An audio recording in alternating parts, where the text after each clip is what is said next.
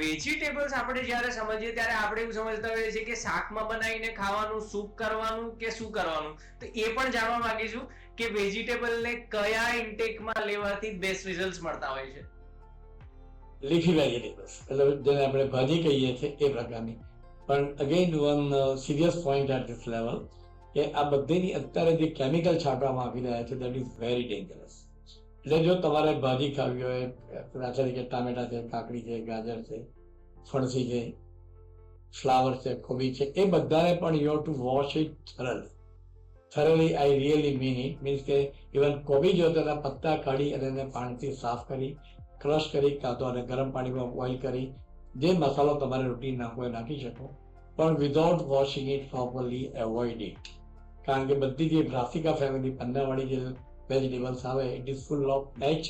pylori infection, which is a burning problem all over the world. So I made a special research work on H. pylori dates back in 1991. Okay. So generally it is found in two class of people. Number one, જે vegetable ધોયા વગર ફટફટ બહારથી લાય એ ખાઈ જતા હોય છે, એમાં ઇટ ઇઝ વેરી કોમન. આ ઓર્ગેનિઝમ એની અંદર આવેલા હોય છે. અને સેકન્ડ રીઝન, સવારે જે લોકો બ્રશ કર્યા વગર ખાતા હોય છે, ઘણા બધાનું માનવું હોય છે કે સવારે પગમાં નૈણા કોઠે આપણે પાણી પીએ તો બહુ સારું. How it is possible? સવારે ઉઠીએ ત્યારે મોઢામાંથી વાસ આવતી હોય છે, પત્ની હોય તો એ ના પડે કે જ્યાં મોઢું સાફ કરી નાખે, તો એ અંદર કેવી રીતે નાખા? It's a common answer, right? But even though I don't know how people accept it and how people are saying that, but to me lots of work has been done all over the world. એ જે રાતના આપણો country છે ને, એટલે cold country, hot country. Hot કન્ટ્રીની અંદર આપણે વાઇન નથી લેતા. હોટ કન્ટ્રી એટલે આખી રાત જે રાતે ખાધું હોય એના પાર્ટિકલ્સ અંદર ભરાયેલા હોય છે, એનું ફર્મેન્ટેશન થાય અને એમાંથી H. pylori ઓર્ગેનિઝમ ડેવલપ થાય. એટલે always brush your teeth in the morning.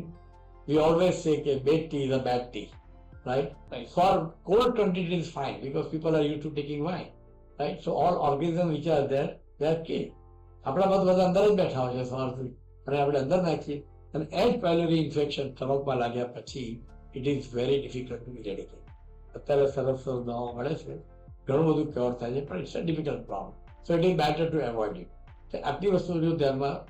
અને લાસ્ટ ઇમ્પોર્ટન્ટ પોઈન્ટ, જે બાપ દાદાના સમયમાં તાંબાના વાસણમાં જે પાણી પીતા હતા, ઇટ ઇઝ વેરી ઇમ્પોર્ટન્ટ. જે જતું રહ્યું, હવે સ્ટીલ અને પ્લાસ્ટિક આવી ગયા બધા, બરાબર છે, માટલા બંધ થઈ ગયા.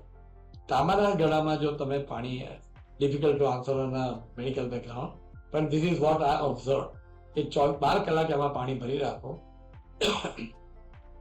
તમારે ઠંડુ પીવો તો you can put down the jug in a fridge and have it.